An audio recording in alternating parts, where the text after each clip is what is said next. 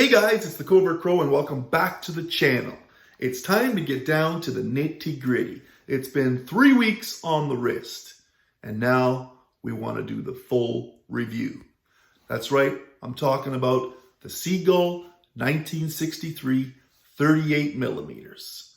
True class and affordability at its best.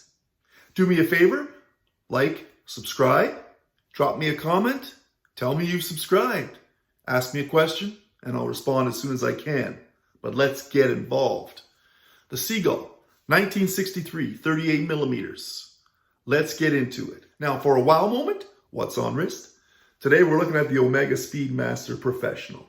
3 reasons why I bought this watch. It's very simple.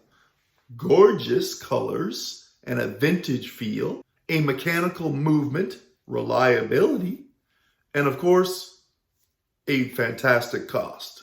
It's super affordable. And let's not forget that awesome history. Now, of course, this is a reissue. Brand spanking new. Seagull 1963. However, the history that I'm talking about.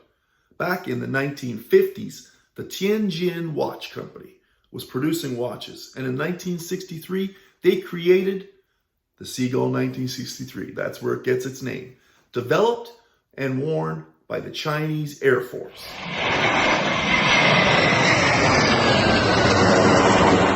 Now, you all know as watch enthusiasts, they're come-along watches, no matter what the cost, whether it's at the low end or whether it's at the high end. Some of them are just so recognizable and carry so much history, and they become icons in their own right.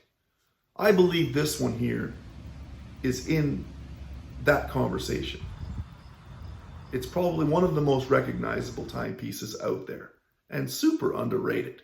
So in this video, we're going to cover off the case, the dial, the movement, the strap options, the costs, and overall wearability of this beauty. Okay, my friends, we have the Seagull 1963, the new reissue of this classic timepiece. Starting with the case, we're looking at a 38 millimeter polished stainless steel case with acrylic crystal. It has an exhibition case back, as I will show you, with stainless steel crown and stainless steel start-stop pusher and reset pusher for the chronograph. Let's get deeper into the specs. We are looking at a 18 millimeter lug width. We have an overall lug to lug of 47.2 millimeters. We have a very reasonable 13.3 millimeter thickness. The crown is 6.3 millimeters and also signed with the Chinese star. As you can see here, we have an overall water resistance of 30 meters. Only 30 meters of water resistance? Just when you thought it was safe to go back in the water. Stop! If you're planning to take a shower or do the dishes, you better reassess and take 30 meters water resistance? Listen, if you're drinking a bottle of water, be very careful. And a very reasonable overall weight of 64 grams with this nylon NATO strap. Now let's get into the superstar of this watch, and that's the gorgeous dial that we have with the Seagull 1963. We have a vintage-inspired cream-colored dial, a reissued representation of the original that was built in 1963 by the Tianjin Watch Company. We have gold applied hour markers and numerals at the 2, 4, 6, 8, 10, and 12 position. The chronograph display allows for 2 position subdials at the 3 and 9 o'clock position. You can see the small seconds hand running at the 9 o'clock position, and you can also see at the 3 o'clock position we have a 30-minute monitoring subdial for the chronograph. Both hands are in blue, matching that of the hour and minute marker hands for this particular timepiece. And they are striking and have a wonderful contrast with that dial. We have second and minute markers running around the exterior perimeter of the dial at 5-second or 5-minute intervals.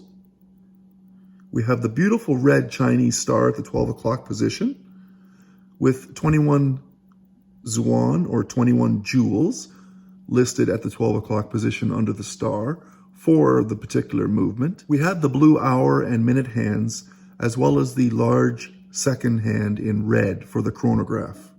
We also have 1963 stamped on the watch at the 6 o'clock position for the model of this watch. And unfortunately, there is no loom. No loom? What the actual hell is going on? Who makes a watch with no loom? Oh, please help me. When it comes to that wearability, don't worry about the loom so much, okay? Because in lower light conditions, that spectacular dial and the contrasting colors of those hands, they just pop. So it does allow for easy reading. But if you get into low light conditions, and I mean dark, well, you better have a contingency. Boom! Flashlight. Now, the movement for the Seagull 1963 is a mechanical hand-wound movement. It has the ST 1901 movement inside, which is a reissue of the old Venus 175.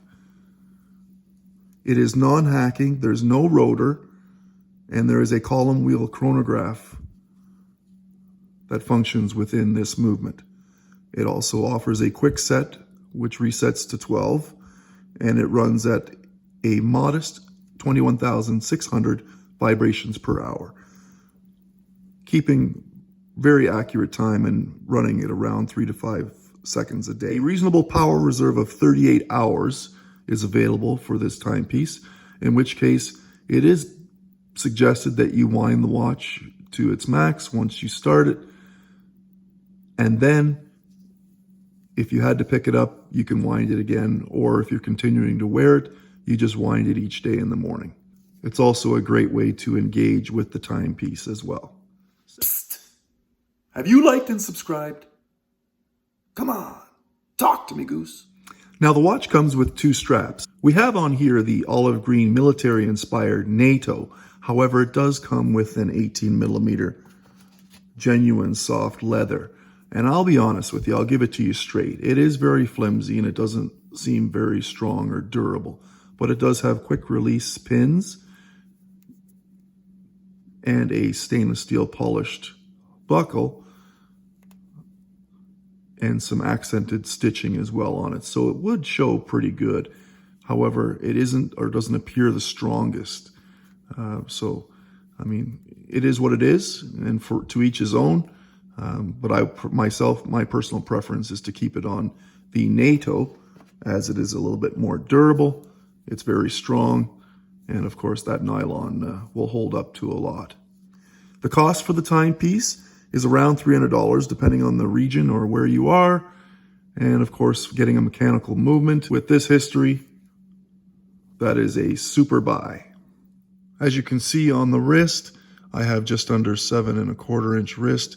The wearability for this is fantastic. It's light, it does what it needs to, and the appearance with those colors, it just pops. It's comfortable, attractive in design, a great look with those contrasting colors, and sits well on the wrist, even for that smaller style of 38mm. You can also see that acrylic crystal is domed in nature. Offers a very nice, sleek roundness. As you can see, we have the Chinese writing on the back with it stamped and marked as 1963 and 3 ATM or 3 bar, 30 meter water resistance.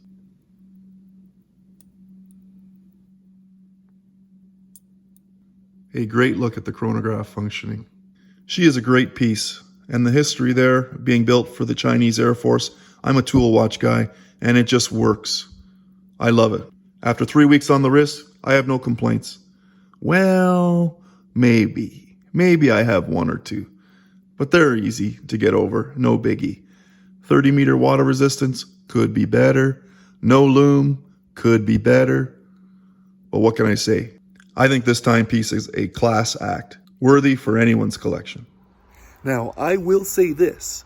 Although this is a fantastic timepiece, be advised, I got some words of caution from the AD. They advise that the ST1901 is a very sensitive and delicate movement. So hey, no high impact activity with this watch. Be responsible. And that's my message to you. Do me a favor, like, subscribe, drop me a comment if you want. I'm going to be there. I'll respond as soon as I can. And I will do my best to get back to you. Hey guys, don't forget, you can follow me on Instagram. It's right there. And don't forget to hit that bell. Hit that bell. Hit it, hit it, hit it. Because you don't want to miss the next video. And like I always say, you know there's going to be another video. This is TheCovertCrow. My time is up. I'm out.